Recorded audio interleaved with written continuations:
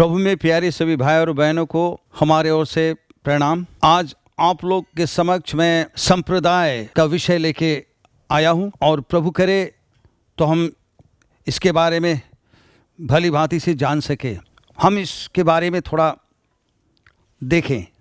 आइए हम अपने बाइबल को खोलें।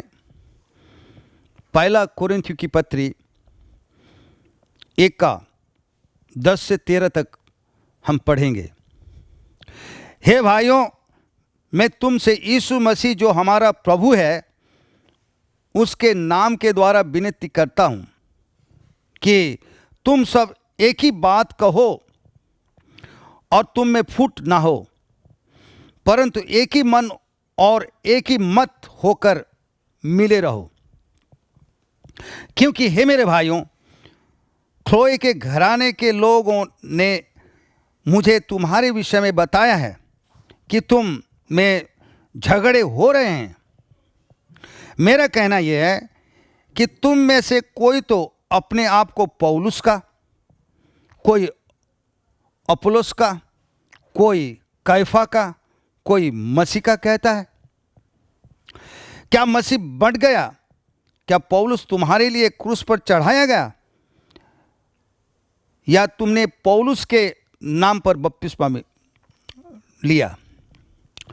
आमीन। प्रभु का अपने वचन पढ़े जाने पर हम सबको आशीष दे। तो प्रभु हमारा परमेश्वर है, इसके बारे में हमने देखे हैं। यीशु मसीह के सिवाय कोई परमेश्वर हो ही नहीं सकता। अगर कोई कहता है और भी कोई है प्रभु तो दिखाए, उसके सिवाय तो कोई परमेश्वर बाइबल के अंदर दिखाई नहीं देता है। उसके बारे में ही सारे के सारे भविष्यवक्ताएं ने लिखे हैं, उसी ने बताया। मूसा से लेकर शुरू हुई थी, जितने भी आए उसके बारे में ही बताए और उसी को प्रभु कहकर हमें जानने को दिए। तो प्रभु को धन्यवाद हो, हम उससे पहचानते हैं वो हमारा प्रभु है, वो सबका प्रभु है, चाहे माने या ना माने। तो हम यहाँ देखते हैं तभी के दिनों में पौलुस जब तक था तो वहाँ पर 4 किस्म के मत वाले हो गए थे। मतभेद उनमें आई थी और ख्लोए के घराने के द्वारा, क्योंकि सबके पास वो जा ही नहीं सकता, खत के द्वारा ही उनसे बातचीत वो करता था। परमेश्वर प्रेरणा देता था और उनको खत लिखने के लिए कहता था। तो फिर उसको पता चला, कोई अपने को पौलुस का कहने लगे, कोई कैफा का, कोई अपुल्लोस का, कोई मसीह का। ये 4 भाग में बट गए थे और शैतान ने काम तभी शुरू किया था। मेरे प्यारे भाई बहनों, आज तो आप लोग जानते होंगे कितने में बांटे गए हैं, अपने अपने विश्वास में होकर बिखरे हुए हैं और उसको संस्था नाम से जाना गया है। विभाजन जो हुई है वो अमिलता के कारण ही होता है। विभाजन ये होने का भी जरूरी होता है। कोई तो उस हिसाब से शैतान के आत्मा से प्रेरित होकर विभाजन लाते हैं, जबकि विभाजन होना नहीं है ये समझते हैं, फिर भी ऐसा होना ही जरूरी है, इसलिए कि जो सच्चे हैं उसको जाने। ये पहला कोरिन्थियों की पत्री में हम पाते हैं, कोई विद्रोही होते हैं वो परमेश्वर के आत्मा से डुराए नहीं जाते हैं, शैतान के आत्मा से उस पर चक्कर चलाने वाले हो जाते हैं और परमेश्वर के लोगों के ऊपर वो यातनाएं देने के लिए, और वे खरे उतर जाते हैं ताकि उनकी पहचान हो। पहला कोरिन्थियों की पत्री 11:19 में ऐसा लिखा है। ये हर जगह होते रहता है। तो तभी के दिन में ऐसा उनके बीच में हुआ, 4 भाग में बांटे गए थे और उन सबको उसने डांटा। ऐसा डांटा कि फिर वे सब सही समय पर डांटने के कारण एक जगह पर वे आए। फिर भी उसने ये कहा था, भविष्यवाणी हुई थी उससे कि मेरे जाने के बाद, ये हम जब पढ़ते हैं प्रेरितों का काम 20 का 29 को वहाँ पढ़े, मैं जानता हूँ कि मेरे जाने के बाद फाड़ने वाले भेड़िए तुम में आएंगे जो झुंड को न छोड़ेंगे। आज ये संस्थाएं को दर्शाया गया है मेरे प्यारे भाई बहनों, संस्थाएं को दर्शाया गया। इसलिए तभी से ही पौलुस जोरदार रूप से परमेश्वर के आत्मा से प्रेरित होकर उनको चेतावनी दिया करता था। जो शिक्षा हमसे मिली है उसके विपरीत चलने भाइयों से अलग हो जाओ, ये कहकर सावधानी उसने किया है, ये हम जानते हैं। तो फिर भी सावधानी जो है चेतावनी देकर जब किया गया, फिर भी जो परमेश्वर के नहीं थे तो फिर चले गए, क्योंकि वे थे नहीं भेड़ों में से। ऐसा भी होता है। इसलिए जिसको समझ मिली नहीं है वो है नहीं, इसलिए मिला नहीं है, तो फिर कैसे रह सकते हैं, ऐसा भी है। तो प्रभु को धन्यवाद हो। अब हम देखते हैं, ये तो इसलिए 2 तिमोथी 4:2 में जब पढ़ते हैं, वचन प्रचार करो, समय असमय तैयार रहो, सब सहनशीलता के साथ शिक्षा दो, डांटो और समझाओ, ये बात बताई गई ना। हमें दिखाना होता है दोष। आज कोई बोलते हैं मुझे, ये भाई कोई किसी को कुछ मत बोलो, अपने अपने में है बस चलेगा। परमेश्वर ऐसे ही चाहता है भाई, ऐसा क्या है? गलतियां जब हो रही है, परमेश्वर का वचन कहता है उसको डांटने के लिए, दिखाने के लिए, होश में लाने का काम किया जाए। तो फिर तभी के दिन में चेलों के द्वारा की गई थी, आज के दिन में हमारे द्वारा किया जाने के लिए कहा गया है। तो फिर आप कहाँ से बोल रहे हो ऐसी बात? क्योंकि लिखा है, दुष्ट तो अपने दुष्टता के कारण वो मरेगा, अगर तुम चिताते नहीं हो उसको तो उसका लहू जो है उसका बदला मैं तुमसे लूँगा, ये कहा गया है ना। इसलिए हमें बताना होता है। कोई एक भाई मेरे को कहने लगा, भाई सच तो बोल रहे हो पर चुपचाप रह जाओ, हम जहाँ हैं वहीं रहने दो। तो मैंने बोला, भाई ऐसा नहीं हो सकता है, मुझे बोलना ही चाहिए, इसलिए कि मुझे बोलने के लिए कहा गया है, वचन में लिखा है, तो आपको भी बोलना चाहिए। तो मेरे प्यारे भाई बहनों, अब ये चीज़ कहाँ से शुरू हुई? ये चीज़ संप्रदाय कब से शुरू हुई? इसका शुरुआत कहाँ से हुई है? ये तो भविष्यवाणी प्रभु यीशु मसीह ने भी किया था, दृष्टांत वो दिया था कि क्या होने जा रहा है, भविष्य में क्या होने जा रहा है, उसके बारे में हम जब पढ़ते हैं तो मत्ती रचित सुसमाचार में अब सब पढ़ें तो वहाँ क्या लिखा है। मत्ती रचित सुसमाचार उसका 13 अध्याय का 24 से 30 और 37 से 39 तक जब पढ़ते हैं तो यहाँ थोड़ा सा हम पढ़ के आप लोग को सुनाऊं, मैं सुनाता हूँ। यहाँ क्या लिखा है? उसने उन्हें एक और दृष्टांत दिया कि स्वर्ग के राज उस मनुष्य के समान है जिसने अपने खेत में अच्छा बीज बोया। अभी सुनते जाइए। पर जब लोग सो रहे थे तो उसका बैरी आकर गेहूं के बीच जंगली बीज बोकर चला गया।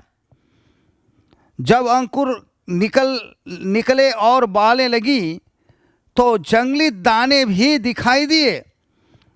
इस पर गृहस्थ के दासों ने आकर उससे कहा, हे स्वामी, क्या तूने अपने खेत में अच्छा बीज न बोया था? फिर जंगली दाने के पौधे उसमें कहाँ से आए? उसने उनसे कहा, यह किसी बैरी का काम है। दासों ने उससे कहा, क्या तेरी इच्छा है कि हम जाकर उनको बटोर लें? उसने कहा, ऐसा नहीं न हो कि जंगली दाने के पौधे बटोरते हुए उनके साथ गेहूं भी उखाड़ लो।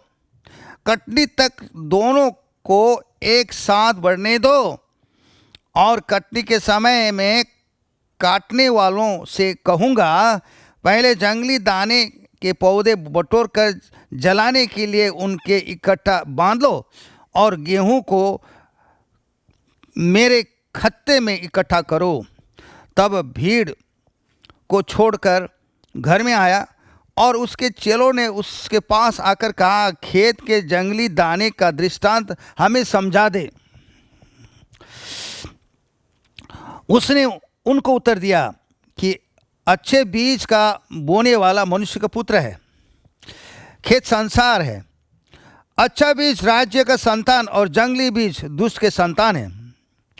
जैसे बैरी ने उनको बोया, वो शैतान है। कटनी जगत का अंत है और कटने वाले स्वर्गदूत हैं। आमीन। फिर यहाँ हम क्या देखते हैं? देखिए मेरे प्यारे भाई और बहनों, यहाँ क्या कहा गया है? जब रात हो गया था, अब रात हो गया था तो होने वाला जो था भविष्य में प्रभु ने देखा था, क्योंकि वो तो परमेश्वर था ना देह में होकर, उसने देखा था क्या होने जा रहा था। तो फिर ये सोने वाले कौन है? सोए हुए थे, ये चेले थे मेरे प्यारे भाई बहनों। और वो तो रात का समय था, अंधकार छाई हुई थी। अक्सर ऐसा ही होता है, हर एक कलेश काल में अंत में एक अंधकार छाई हुई रहती थी और भविष्यवक्ता एक के बाद दूसरा जब तक नहीं आते तो अंधकार ही रह जाता था। तो ऐसे ही अंधकार छाया हुआ था। वो सोए हुए, मतलब मृत्यु हो गई थी उनकी, तो वो तो भविष्यवाणी हुई थी, तो मृत्यु तो हो चुकी थी। तो रात में आकर बोया, इसका मतलब प्रचार हो ही नहीं रहा था उस समय। आज इतिहास को जब देखते हैं, टर्टुलियन नामक एक व्यक्ति दृश्य में आता है और मत्ती रचित सुसमाचार उसका 28 का 19 को लेकर एक सिद्धांत बना लेता है कि परमेश्वर एक नहीं 3 व्यक्तियों में। जबकि व्यक्ति के बारे में तो हमने जान लिए, व्यक्ति किसको कहा जाता है? परमेश्वर तो एक ही व्यक्तित्व में दिखाई दिया, वो यीशु मसीह के व्यक्तित्व में दिखाई दिया। ये देखने का जो रूप होता है उसको व्यक्ति कहते हैं मेरे प्यारे भाई बहनों। देखने का रूप होता है। शैतान भी अगर दिखाई देना चाहता है, उसका भी है थियोफानी, जिसको बोलते हैं ना, दिखाई देगा कभी। कोई भी दूत भी दिखाई देंगे, उनका थियोफानी है। वैसे ही परमेश्वर का भी वो था तभी के दिन में। तो ये चीज़ है। तो फिर यहाँ अभी वो व्यक्ति आता है, मत्ती रचित सुसमाचार का 28 का 19 को लेकर त्रिएकता का सिद्धांत बनाकर प्रचार शुरू कर देता है। तभी तक तो पारित हुई नहीं थी सरकारी तौर पे, तो उसके बाद वो चला गया और यहाँ बहुत सारे चेले हो गए थे मेरे प्यारे भाई बहनों। यहाँ प्रभु ने क्या कहा है? उसको शैतान कहा गया है, वो बीज बोने वाला शैतान कहा गया। भरमाने वाला तो शैतान ही होता है। 3 प्रकार की आत्माएं होती है। तो एक तो मनुष्य की है, तो फिर दूसरा शैतान की है भरमाने के लिए, और परमेश्वर की आत्मा से ये गुड जो बातें हैं, रहस्य की बातें हम जानते हैं। तो फिर उसके बाद क्या हुआ? उसके बाद वो चलाई जब गया, इसका मतलब उसका देहांत जब हो गया, चेले बहुत सारे हो चुके थे। 100 में 99% जैसे उसके चेले बने हुए थे। तो फिर वहाँ 1% जैसे लोग जो थे 100 में से, वे यीशु मसीह के चेले के द्वारा जो प्रचार गई बात को लेकर वे विश्वास में थे। परमेश्वर एक ही है और इनके बीच में एक लड़ाई जैसा, कहने का मतलब वो एक वाले एक तरफ हो गए, अल्पसंख्य वाले, और बहुमत वाले बहुत सारे हो गए थे। और इस बात को 325 ईस्वी में कंस्टेंटाइन जब सम्राट था, वहाँ इस बात को लेके गए और रखा गया। और फिर निशिया में सभा बैठ के उन्होंने जब किए, तो तभी जाकर उसको पारित की गई बहुमत को लेकर। और जो उसको नहीं मानने वाले में से हुए, वे बहुत कम लोग थे। उनको सरकारी नौकरियां नहीं दी गई, उसे वंचित की गई, और उनको सरकारी सुविधाएं भी नहीं दी गई। बाद में तो वे सताए भी गए और मारे भी गए मेरे प्यारे भाई बहनों। तभी से लेकर वो लागू हुआ उससे पहले था ही नहीं। कभी भी चेलों ने पिता पुत्र पवित्र आत्मा 3 व्यक्ति कहकर प्रचार किए नहीं। वो हो ही नहीं सकता।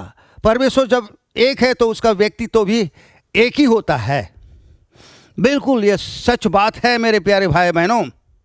इसीलिए आज इसे जानना जरूरी है। 200 वर्ष जब गुजर चुका था, चेले सब मर चुके थे, तभी जाकर टर्टुलिन आकर इस सिद्धांत को वो पारित कर नहीं सका सरकारी तौर पे, उसको प्रचारा गया और बहुत सारे हो गए थे। बाद में जाकर कंस्टेंटाइन सम्राट के द्वारा इसको पारित की गई, तब इसे और लागू की गई, और जो मानने वाले में से नहीं थे उनको सुविधाएं भी नहीं दी गई, न तो नौकरियां उनको मिली, बाद में सताए गए और मारे भी गए। ऐसा भी हुआ मेरे प्यारे भाई बहनों।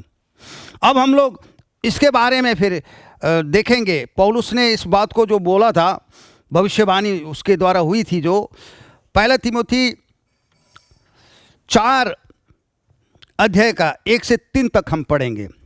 परंतु आत्मा स्पष्टता से कहता है, कौन सा आत्मा? पवित्र आत्मा, परमेश्वर की, यीशु मसीह की ही आत्मा, कि आने वाले समय में कितने लोग भरमाने वाली आत्माओं और दुष्ट आत्माओं की शिक्षा पर मन लगाकर विश्वास से बहक जाएंगे। ये बात है, बहक जाएंगे तो बहके गए। उस हिसाब से मैंने जो बोला, टर्टुलिन के शिक्षा में होकर, यह उन झूठे मनुष्य के कपट के कारण होगा जिनका विवेक मानो जलते हुए लोहे से दागा गया है, जो ब्याह करने से रोकेंगे। ये कौन सा है? Roman Catholic. ये पहला जो संस्थागत मंडली रोमन कैथलिक, उसको माँ कहकर जाना गया है। उस मंडली को जो पहले जब संस्थागत बनी, तो यहाँ ब्याह करने में रोकने वाले तो कोई नहीं होते हैं। वो रोमन कैथलिक वाले ब्याह नहीं भी करते हैं। जो फादर बोलते हैं ना, फादर, जबकि फादर मतलब पिता कहना ही नहीं है कोई किसी को, तो हो गए, वचन के खिलाफ होना है। और इधर ब्रदर सिस्टर भी बोलते हैं ना, भाई बहन जो भी हो, उस हिसाब से। तो यहाँ और भोज की कुछ वस्तुओं से परे रहने की आज्ञा देंगे। ये 7th डे एडवेंटिस्ट वाले हो गए। सुअर का मांस खाना ही नहीं है, चाय तक पीना नहीं होता है। ये सब बेटियां जिन्हें परमेश्वर ने इसलिए सिरजा की विश्वासी और सत्य के पहचानने वाले, उन्हें धन्यवाद के साथ खाएं। ये चीज़ है ना, खाने का जो चीज़ होता है उसे तो परमेश्वर ने दिया खाने के लिए, तो खाया जा सकता है ना।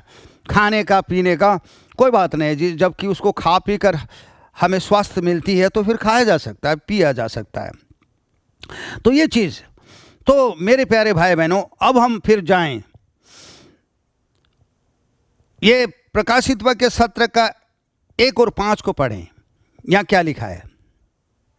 और जिन 7 स्वर्गदूतों के पास वे 7 कटोरे थे, उनमें से एक ने आकर मुझसे यह कहा कि इधर आ, मैं तुझे उस बड़ी वेश्या, ये बड़ी वेश्या रोमन कैथलिक का दंड दिखाऊं, जो बहुत से पानियों पर बैठती है। पानियों कहने पर समूह मनुष्य की जो आज ये विश्व में छाई हुई है, कहीं भी रोमन कैथलिक उस विश्वास के लोग पाए जाते हैं।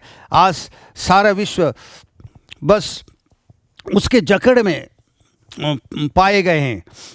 धन दौलत, रुपया पैसा, सोने चांदी रोमन कैथलिक के पास रोम में भरा पड़ा हुआ है। इसलिए सबको गुलाम बनाने के लिए, सबको ये पैसा कुछ भी चाहिए देने के लिए वो तैयार है और गुलाम हो भी चुके हैं। तो यहाँ हमने देखे कि अभी हम पढ़ते हैं, तो ये दिखाऊं तो पानी में बैठी है और उसके माथे पर यह नाम लिखा था, भेद बड़ा बाबुल, पृथ्वी के वेश्याओं और घृणित वस्तुओं की माता। ये वेश्याओं किस लिए कहा गया? वचन में मिलावट लाने के कारण ऐसा हुआ। व्यभिचार हुआ है। वचन में मिलावट लाना नहीं चाहिए। ये संस्थाएं हैं जो मिलावट करते हैं वचन को, जबकि लिखा है बाइबल में व्यवस्था विवरण उसका 4:2 में लिखा है, जो जो आज्ञा मैंने तुम्हें दिया है उसको गड़बड़ मत करो। 12:32 में जो जो आज्ञा मैंने तुम्हें दिया है सावधानी से उसको पालन करो, उसे गड़बड़ मत करो। ये शब्द गड़बड़ कर दिए। और इधर हम देखते हैं नीति वचन 30:6 में, वचन में डालो मत नहीं तो तुम दोषी ठहरोगे। डालने से तो दोषी ठहरा जाता है। और इसमें भी पाते हैं सौदोपदेशक 3:14 में, वहाँ भी बताया गया है कि वचन में जब डाला जाता है तो क्या होगा। तो फिर लिखा है प्रकाशित वाक्य उसमें देखते हैं 22:18 और 19 में, जब डाला जाने का और निकालने का जो है ये करने का काम ये संस्थाएं ने किए हैं मेरे प्यारे भाई बहनों। इसीलिए जितने सारे जो है घिनौना नाम से जाने गए, Baptist, Methodist, Pentecostal, only Jesus, Holiness, Pilgrimage, Oneness, Jacobite, Seventh Day Adventist, El Shaddai, बहुत सारे नाम से गिने भी नहीं जा सकते। करीब करीब 60,000 हो चुके हैं मेरे प्यारे भाई बहनों। ये सारे के सारे परमेश्वर के मंडली नहीं माने जाते हैं। ये तो शैतान के आत्मा से प्रेरित होकर अपना मनमानी में चल रहे हैं। उसमें न तो सच्चा शांति है न जीवन है मेरे प्यारे भाई बहनों। इसलिए बिल्कुल वहाँ में से निकलने का काम हमें करना चाहिए। जब हम उसमें पड़े हुए हैं तो फिर निकलना चाहिए देरी होने से पहले। ये बात बिल्कुल जानना जरूरी है।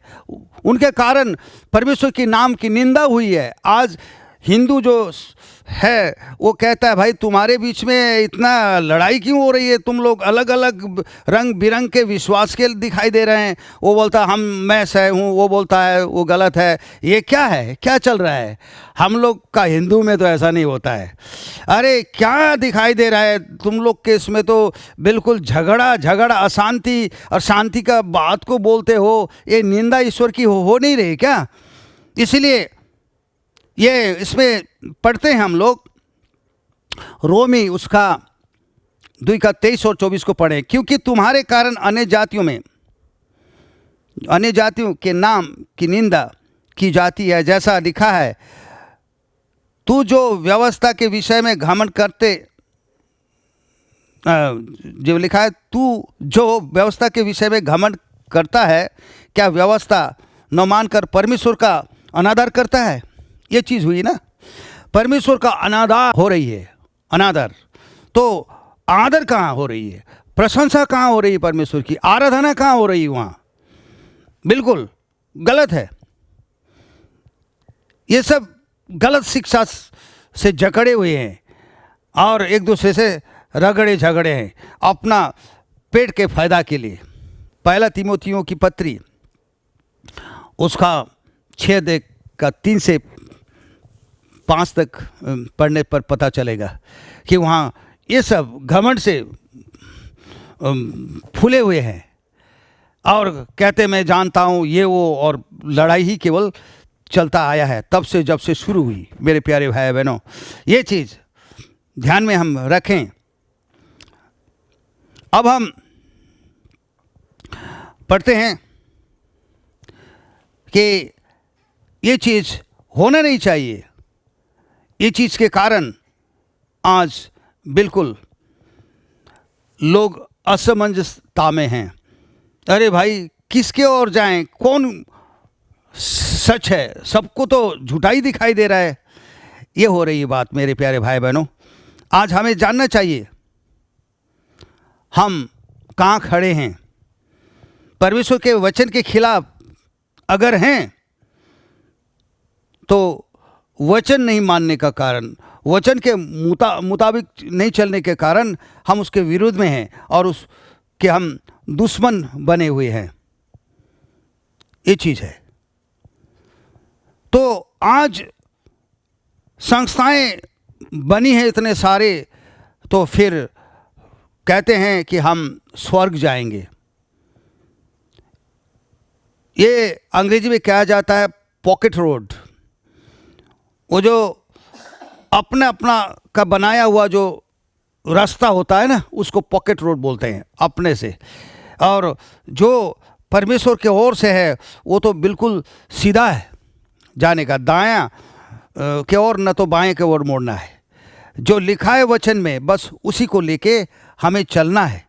परमेश्वर यूं फरमाता है मेरे प्यारे भाई बहनों, बिल्कुल हमें सावधान रहना है। बिल्कुल जैसा कहा गया वैसे ही हम उसको देख के चलें। इधर उधर जाने का अगर हुआ है तो संस्थाएं में ही दिखाई दे रहा है, जबकि परमेश्वर का वचन में इसका घोर विरोध हुआ है। परमेश्वर ने अपना मंडली जो है बनाया है, वो खुद ब खुद ही वो उसका स्थापक बना हुआ है। जब हम पढ़ते हैं, इसको हम पढ़ के सुनाते हैं, पहला कुरिन्थियों की पत्री 3:10-11 को। परमेश्वर ने उस अनुग्रह के अनुसार जो मुझे दिया है, मैंने बुद्धिमान राजमिस्त्री की नाई नींव डाली और दूसरा उस पर रद्दा रखता है, परंतु हर एक मनुष्य चौकस रहे कि वह उस पर कैसा रद्दा रखता है, क्योंकि उस नींव को छोड़ जो पड़ी है और वो यीशु मसीह है, कोई दूसरी नींव नहीं डाल सकता। आज उनके अपने अपने नींव डालकर अपना अपना मंडलियों का स्थापना उन्होंने किए हैं। हजारों हजार के तादाद में है, कोई किसी का शिक्षा कोई किसी से मिलता जुलता नहीं है। ए भाई, ऐसे कैसे हो सकता है? जबकि एक ही बात कहा गया है तो बहुत सारे हो गए, हजारों के तादाद में एक दूसरे के विरुद्ध में। कैसे? ये कौन सी आत्मा के द्वारा हुई है? ये शैतान के आत्मा के द्वारा हुई है। तो आज प्रभु ने जो स्थापना किया है अपना मंडली, वो प्रकाशन के ऊपर है, और वो मंडली अपने चेले के द्वारा, पतरस के द्वारा उसने किया। मेरे प्यारे भाई बहनों, पतरस के द्वारा। तो पतरस और जो चेले भी थे तभी के दिन में, अब हम थोड़ा सा पढ़ के सुनाते हैं। तो मत्ती रचित सुसमाचार 16:14-19 तक पढ़ते हैं। उन्होंने कहा, कितने को यूहन्ना बपतिस्मा देने वाला कहते हैं, और कितने को एलिया, और कितने को भविष्यवक्ताओं में से एक कोई कहते हैं। प्रभु ने जब पूछा कि मुझे लोग क्या कहते हैं, तो फिर उन्होंने क्या उत्तर दिए? कोई कहते हैं आपको बपतिस्मा देने वाला, कोई कहते हैं एलिया, कोई यिर्मयाह कहते हैं, नहीं तो कोई भविष्यवक्ता में से एक हो सकता है बोलकर कहते हैं। तो फिर वो क्या कहता है? उसने उनसे कहा, परंतु तुम मुझे क्या कहते हो? यीशु, अब देखते हैं यहाँ पे क्या कहते हैं। समौन पतरस उत्तर दिया कि तू जीवित परमेश्वर का पुत्र है।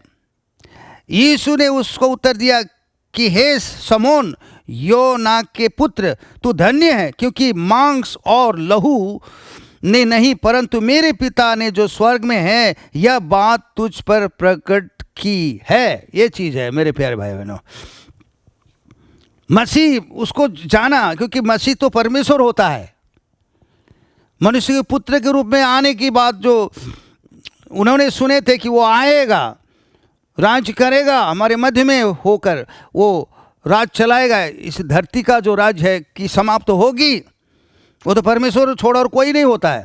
इसीलिए उनके पास जाकर कोई पुत्र के बात करें तो फिर नहीं मानते हैं, और कोई और तीसरा व्यक्ति का बात करें नहीं मानते हैं। वो कहते हैं हमारा परमेश्वर को 3 टुकड़े में करके लाते हो, देते हो, हम कैसे माने?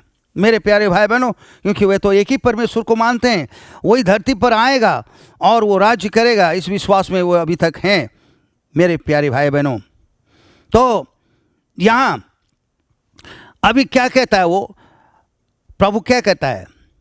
समौन पतरस ने उत्तर दिया कि तू जीवित परमेश्वर, यीशु ने उसको उत्तर दिया कि हे शमौन योना के पुत्र, तू धन्य है, क्योंकि मांस और लहू ने नहीं परंतु मेरे पिता ने जो स्वर्ग में है यह बात तुझ पर प्रकट की है। और मैं भी तुझसे यह कहता हूँ कि तू पतरस है और मैं इस पत्थर पर अपनी कलीसिया बनाऊंगा। ये बात है ना, पत्थर पर, पत्थर कहने पर पत्थर ही वो नहीं था, वो एक प्रकाशन था। और उस प्रकाशन पर उस मंडली को स्थापना करने का बात उसने किया और वो सदा के लिए किया। तो उसके जरिए से और अधोलोक के फाटक उस पर प्रबल न होंगे। मैं तुझे स्वर्ग के राज की कुंजियां दूंगा और जो कुछ तू पृथ्वी पर बांधेगा वो स्वर्ग में बांधेगा और जो कुछ तू पृथ्वी पर खोलेगा वो स्वर्ग में खोलेगा। मेरे प्यारे भाई बहनों, आज उसको उसने ठहराया, उस मंडली को स्थापना करने के लिए, उसके द्वारा वो करने के लिए उसने ठहराया। और स्थापना तो उसी के द्वारा, क्योंकि जो भी काम हम करते हैं परमेश्वर के आत्मा के अगुवाई में, वो हम नहीं करते, वही करता है। तभी जाकर देखिए, आज बाइबल स्कूल, बाइबल कॉलेज में पढ़ने के लिए जो जाते हैं बेचारे, वे तो गुमराह खुद ही हो गए और लोगों को हजारों के तादाद में गुमराह कर चुके हैं। मेरे प्यारे भाई, उनके बारे में भी जिक्र होगी, यहाँ लिखा है उनके बारे में भी। क्या लिखा है? वो सब गलत जगह है। बाइबल स्कूल और कॉलेज वो गलत जगह है। कभी चेले कहीं कोई स्कूल में नहीं गए पढ़े लिखे में से, तो वो पतरस तो था ही नहीं, काला अक्षर भैंस बराबर, उतना ही समझ उसमें था। फिर भी परमेश्वर ने तो उसी को चुना।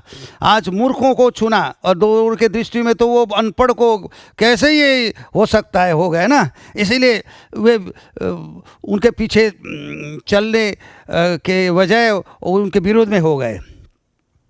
तो ये बात है। अब हम इसमें से पढ़ते हैं।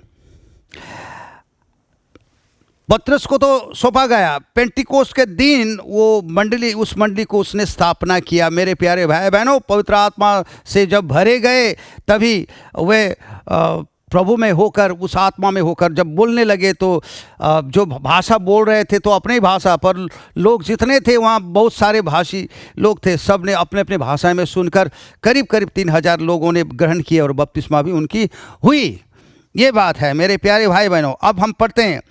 अब इज़राइल का सारा घराना निश्चित जान ले कि परमेश्वर ने उसी यीशु को जिसे तुमने क्रूस पर चढ़ाया प्रभु भी ठहराया और मसीह भी ठहराया। पूरा नाम आ गया, प्रभु यीशु मसीह, यह है उसका नाम। ये परमेश्वर का नाम है, कोई आम इंसान का नाम नहीं है। वो भी उसका परिचय दी गई उनको और उन्होंने पहचाने। जब हम नीचे पढ़ते हैं 37 को पढ़ें, तब सुनने वाले एक प्रेरितों का काम 2 का 36 से 39 तक। तो फिर मैं अभी 37 को पढ़ा हूँ। तब सुनने वाले के हृदय छेद गए और वे पतरस और शेष प्रेरितों से पूछने लगे कि हे भाइयों, हम क्या करें? अरे उनको तो अभी समझ में आई, तो भाई हमने तो बर्बाद किए, उसको घात किए, सूली पर मारे, वो तो हमारा मसीहा था, अभी क्या करें? ये तो होनहार हो गया। उनको ये लगा। पतरस ने उनसे कहा, मन फिराओ। ये पहला चाबी, मन फिराने का चाबी, स्वर्ग का कुंजी उसको दी गई थी ना।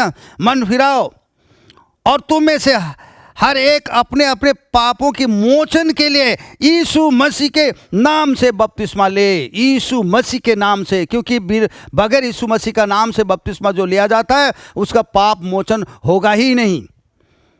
मेरे प्यारे भाई बहनों, पाप मोचन के लिए यीशु मसीह का नाम का उच्चारण होना जरूरी है। बपतिस्मा के बारे में हम लोग फिर सुनेंगे और गहराई में। तो तुम पवित्र आत्मा का दान पाओगे, वरदान नहीं। वरदान से कुछ होने वाला नहीं है। आज वरदान वाले नरक की ओर जा रहे हैं। बहुत सारे नाम से जाने गए, इस सच्चाई को जो जानता ही नहीं है अभी तक, कौन सा चिड़िया का नाम, बहुत सारे नाम से जाने गए। हजारों हजार के तादाद में यीशु मसीह के नाम में मुर्दों को भी जिलाया जा रहा है, पर जा रहे हैं किधर के ओर? नरक की ओर जा रहे हैं मेरे प्यारे भाई बहनों। और मत्ती रचित सुसमाचार उसका 7 का 22 और 23 को पढ़ें। उस दिन बहुत तेरे मुझे कहेंगे, प्रभु तेरे नाम में हमने भविष्यवाणी किए। हाँ ठीक है, भविष्यवाणी पूरी हो गई होगी, कोई बात नहीं है भाई। ये दान का बात नहीं है, वरदान का है। दान जब तक नहीं मिलती है, वो आत्मा है प्रभु की, वो वचन के द्वारा मिलती है। सबको मिलने वाला नहीं है। जब तक यीशु मसीह के नाम में बपतिस्मा नहीं लिया जाता है, वो दान मिलने वाला नहीं है। हर एक परमेश्वर के विधि के हिसाब से सब कुछ हमें मिलती है। तो बहुत तेरे उस दिन कहेंगे, हे प्रभु, तेरे नाम में हमने भविष्यवाणी किए, ठीक है, कोई बात नहीं है। तेरे नाम में हमने प्रेत आत्माएं को निकाले, तेरे नाम में हमने आश्चर्य कर्म किए, अद्भुत काम किए, अंधे को दृष्टि दी गई, गूंगे बोलने लगे, लंगड़े चलने लगे, बहरों को सब सुनाया गया, हर रोग को चंगाई की गई, तेरे नाम में मुर्दों को भी हमने जिलाए। तो प्रभु क्या कहता है? शाबाश कह रहे हैं क्या? वो कहता है, मैं उन्हें खुल कर कहूँगा, मैं तुम्हें नहीं जानता, ये कुकर्म करने वाले, मुझसे दूर हो जा। कुकर्म का मतलब क्या होता है? मिलावट डाले परमेश्वर के वचन में, अपना मनमानी करने वालों को कहा गया है। मेरे प्यारे भाई बहनों, कोई भी ये सब स्वर्ग के राज में जाने के योग्य नहीं होने के कारण इन सबको परमेश्वर नरक में ही डालेगा। इस बात को मत भूलिए मेरे प्यारे भाई बहनों, ये बात। तो फिर यहाँ हमने देखे कि पतरस ने कहा कि अभी क्या करना है? पश्चाताप करना है, पहला चाबी। दूसरा चाबी, यीशु मसीह के नाम में पाप मोचन के लिए बपतिस्मा लेना है, और उसके बाद वो दान मिलेगी, वो पवित्र आत्मा का दान। वो परमेश्वर खुद ब खुद वो आ जाएगा वचन में होकर। जब वचन को लेके हम चलने लगते हैं तो हम पवित्र आत्मा से भरे हुए लोग होंगे। ये नहीं कि कहीं से आ गया हो पवित्र आत्मा भर गए, भाई वो तो गलत आत्मा है। जब तक वचन को ग्रहण नहीं की जाती है वो आत्मा आता ही नहीं है, आज्ञा पालन करने पर ही। इसीलिए लिखा है प्रेरितों का काम 5:32 में क्या लिखा है? ये लिखा है, हम इसके लिए साक्षी हैं, गवाह हैं। चेले कहते हैं कि पवित्र आत्मा भी उन्हें दी जाती है जो उसकी आज्ञा को पालन करते, मानते हैं, मान के चलते हैं। बगैर उसकी वचन को पालन किए तो हम उसकी आत्मा को पाते ही नहीं हैं। तो ये चीज़ बताई गई, और ये लिखा है, क्योंकि यह प्रतिज्ञा तुम और तुम्हारी संतानों और उन सब दूर दूर के लोगों के लिए भी है जिनको प्रभु हमारा परमेश्वर अपने पास बुलाएगा। मेरे प्यारे भाई बहनों, ये तभी स्थापना की गई थी, वो सदा के लिए। चेलों ने कभी भी ऐसा गलत काम नहीं किए। आज कोई कहते हैं कि भाई हम नहीं मानते हैं चेलों को, हम यीशु को मानते हैं। ए भाई, यीशु ने क्या कहा है? मत्ती रचित सुसमाचार 10:40 में क्या कहा है? जो तुम्हें ग्रहण करता है वो मुझे ग्रहण करता है, जो मुझे ग्रहण करता है वो मुझे भेजने वालों को ग्रहण करता है। और यीशु ने क्या कहा? चेलों के लिए दुआ भी उसने की। यूहन्ना रचित सुसमाचार 17:20 में पढ़ते हैं तो क्या उसमें क्या लिखा है? वहाँ यह लिखा है, मैं केवल इन्हीं के लिए प्रार्थना नहीं करता हूँ, पर उनके लिए भी जो इनके वचन के द्वारा मुझे विश्वास करते हैं, ताकि वे सब एक हों। अनेकता में बांटने की बात नहीं कही गई मेरे प्यारे भाई बहनों। और चेले भी इसके लिए गवाह खुद हैं। वो कहते हैं क्या हैं जानते हैं? पहला यूहन्ना 4:6 में, हम तो परमेश्वर के हैं, जो परमेश्वर का है वो हमारी सुनता है, जो हमारी नहीं सुनता है तो फिर वो परमेश्वर को नहीं सुनता है। इसी से हम सत्य की आत्मा और भ्रम की आत्मा को जानते हैं। आत्मा दो हैं मेरे प्यारे भाई बहनों। एक आत्मा जो है वो आत्मा वो शैतान का है, भरमाने का काम करता है, ये है ना। तो वो आत्मा कोई किसी के जीवन में रह जाता है जब तक परमेश्वर की आत्मा नहीं रहता उसमें। तो परमेश्वर की आत्मा है तो वो आत्मा नहीं रहता है, ये चीज़ है। इसलिए मेरे प्यारे भाई बहनों, आज हम इसे जानना चाहिए। आज ये संस्थाएं जो बनी हुई है वो जिम्मेदारी किसकी है? ये जो थियोलॉजियंस बोलते हैं, दर्शन शास्त्रियों का ही है। ये नकली, ये बोला गया, हम लोग पढ़ते हैं उसको। आइए हम थोड़ा सा देखते हैं 2 कोरिन्थियों की पत्री 11 अध्याय का, उसका 12 से पढ़ते हैं 15 तक। परंतु जो मैं करता हूँ वही करता रहूँगा, कि जो लोग दांव ढूंढते हैं उन्हें मैं दाव पाने न दूं, ताकि जिस बात में वे घमंड करते हैं उसमें वे हमारे ही समान ठहरे। क्योंकि ऐसे लोग झूठे प्रेरित और छल से काम करने वाले और मसीह के प्रेरित का रूप धारण करने वाले, बाइबल स्कूल और कॉलेज में जाकर बस अध्ययन करते हैं तो बस प्रेरित बन गए, पास्टर बन गए, प्रचार बन गए, ऐसा ही बनाया जाता है भाई। ये सब नहीं होता है, ये तो वरदान की बात है। जब वचन में आते हैं तो फिर परमेश्वर वरदान वो देता है और उस वरदान का सदुपयोग होता है। मेरे प्यारे भाइयों बहनों, ये सब वरदान ये परमेश्वर की ओर से नहीं है, वो नकली मसीह बन के नकली वो प्रेरित बनकर भरमाने का ही काम करते हैं। और यह कुछ अचंभे की बात नहीं, क्योंकि शैतान आप भी ज्योतिर्मय स्वर्गदूत का रूप धारण करता है। तो वही ज्योतिर्मय शैतान ज्योतिर्मय स्वर्गदूत का धारण करने का मतलब क्या होता है? वो प्रचारक बन के अभी प्रचार के रूप में दिखाई देता है, पास्टर के रूप में दिखाई देता है। ये होता है मेरे प्यारे भाई बहनों। ये लिखा है, सो यदि उसके सेवक भी धर्म के सेवकों का सा रूप धरे तो कुछ बड़ी बात नहीं, परंतु उनका अंत उनके कामों के अनुसार होगा। वही होने जा रहा है मेरे प्यारे भाई बहनों। आज हमें देखना है कि हम किधर हैं, हम कहाँ हैं, अपने को हम देखें। जब तक इस बात को हम नहीं देखते हैं, हम भरमाए हुए लोग होंगे और हमारी अंत बुरी होगी। ये चीज़ है। तो अभी हम इसमें सावधानी बरतने के लिए ये कहा गया है, उसको हम थोड़ा सा पढ़ के सुनाते हैं। रोमियो की पत्री उसका 16 अध्याय 17 और 18 को पढ़ते हैं। 16 का 17 और 18 को पढ़ें। यहाँ लिखा क्या है? अब हे भाइयों, मैं तुमसे विनती करता हूं कि जो लोग उस शिक्षा के विपरीत जो तुमने पाई है फुट पड़ने और ठोकर खाने का कारण होते हैं, उन्हें ताड़ लिया करो और उनसे दूर रहो, क्योंकि ऐसे लोग प्रभु हमारा मसीह की नहीं परंतु अपने पेट की सेवा करते हैं और चिकनी चुपड़ी बातों से सीधे साधे मन के लोगों को बहका देते हैं। ये हैं संस्था के लोग, उनके बारे में जिक्र है मेरे प्यारे भाई बहनों। ये बात पर गौर करने का। और हम लोग फिर फिलिप्पियों की पत्री 3 अध्याय का 17 से पढ़ते हैं। हे भाइयों, तुम सब मिलकर मेरी सी चाल चलो और उन्हें पहचान रखो जो इस रीति पर चलते हैं जिसका उदाहरण तुम हमसे पाते हो। क्योंकि बहुत ही ऐसे चाल चलते हैं जिनकी चर्चा मैंने तुमसे बार बार किया है और अब भी रो रो कर कहता हूँ कि वे अपनी चाल चलन से मसीह के क्रूस के बैरी हैं। उनका अंत विनाश है, उनका ईश्वर पेट है। वे अपनी लज्जा की बातों पर घमंड करते हैं और पृथ्वी की वस्तुएं पर मन लगाए रहते हैं।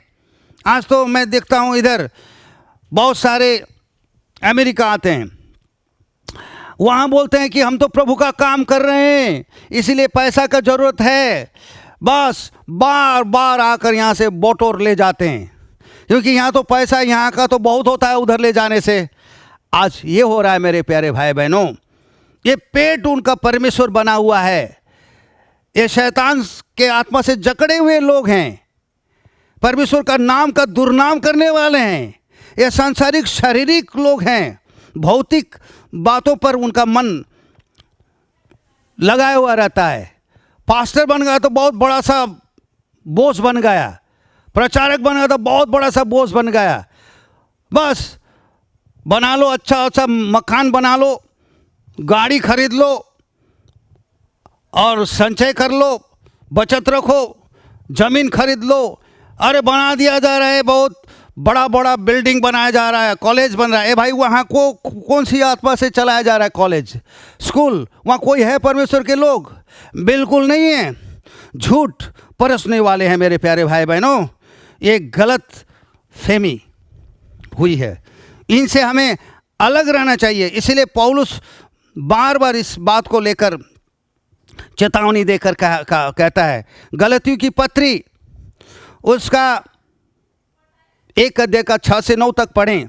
मुझे आश्चर्य होता है कि जिसने तुम्हें मसीह के अनुग्रह से बुलाया उससे तुम इतनी जल्दी फिर कर और ही प्रकार के सुसमाचार की ओर झुकने लगे, परंतु वो दूसरा समाचार है ही नहीं। पर बात यह है कि कितने ऐसे हैं जो तुम्हें घबरा देते और मसीह के सुसमाचार को बिगाड़ना चाहते हैं, ये बिगाड़ने वाले हैं। परंतु यदि हम या स्वर्ग से कोई दूत भी उस सुसमाचार छोड़ जो हमने तुमको सुनाया है और कोई सुसमाचार सुनाए तो श्रापित हो। जितने सारे संस्था के जो अगुए हैं ये सब श्रापित हैं, मौत लेके बैठे हुए हैं, अभिशाप लेके बैठे हुए हैं, क्योंकि ये इस बात को जताता है। क्योंकि ये वही प्रचारा नहीं जा रहा है जो चेलों के द्वारा प्रचारा गया, गलत शिक्षा। और जैसा हम पहले से ये कह चुके हैं वैसा ही मैं अब फिर कहता हूँ कि उस सुसमाचार छोड़ जिससे तुमने ग्रहण किया है, यदि कोई और सुसमाचार सुनाता है वो श्रापित हो। ये बात है, श्रापित बोल दिया, वो श्रापित बोल दिया तो बोल दिया, वो श्रापित है, आशीषित नहीं है, वो उसको परमेश्वर बख्शेगा नहीं, दंड देगा।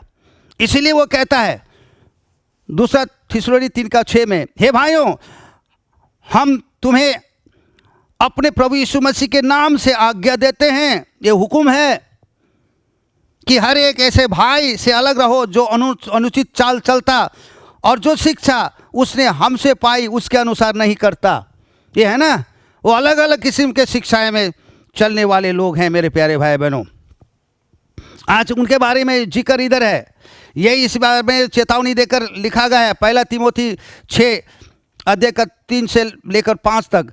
यदि कोई और ही प्रकार का उपदेश देता है और खरी बातों को अर्थात हमारा प्रभु यीशु मसीह की बातों को और उस उपदेश को नहीं मानता जो चेलों के द्वारा दी गई, जो भक्ति के अनुसार है, वो तो अभिमानी हो गया और कुछ नहीं जानता, वरन उसे विवाद और शब्द को तर्क करने का रोग है, जिससे डाहा और झगड़े और निंदा की बातें और बुरे बुरे संदेह और उन मनुष्य के व्यर्थ रगड़े झगड़े उत्पन्न होते हैं जिनकी बुद्धि बिगड़ गई है और वे सत्य से विहीन हो गए हैं, जो समझते हैं कि भक्ति कमाई का द्वार है। यह है, भक्ति कमाई का द्वार है। यीशु मसीह को अपना लिया, पास्टर बन गया, बस कमाई का द्वार बन गया, प्रचारक बन गया, कमाई का द्वार बन गया। जैसे मैं कह रहा था, आज बराबर इधर आते हैं, अमेरिका में तो पैसा बहुत मिलता है और भी जाते होंगे और उस जगह में भी जाते तो उसी बात को लेकर।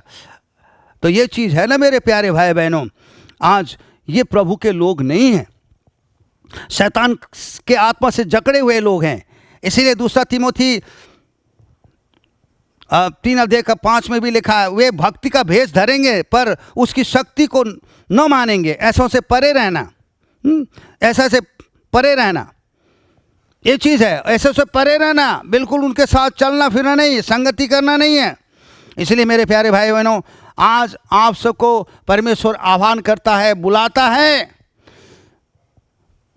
प्रकाशित वाक्य 18:4 में, फिर मैंने स्वर्ग से किसी और का शब्द सुना, हे मेरे लोगों, उनमें से निकल आओ कि तुम उसके पापों में भागी न हो और उसकी विपत्तियों में से तुम पर आना पड़े। मेरे प्यारे भाई बहनों, अगर बाँचने चाहते हैं, उद्धार चाहते हैं, सच्चा शांति चाहते हैं, संस्था में रहकर उसको मिलने वाला बिल्कुल नहीं है, वो झूठ परसने वाले उसी आत्मा से आप भी ग्रसित हो जाएंगे। अगर आप समझते हैं परमेश्वर के हैं तो निकल आ जाइए, बिल्कुल समय अभी निकट आया है। परमेश्वर यूँ फरमाता है, लिखी गई जो बात है परमेश्वर की फरमाई गई बात पर यकीन कीजिए। आमीन। प्रभु अपने वचन बांटे जाने पर हम सबको आशीष दे। धन्यवाद।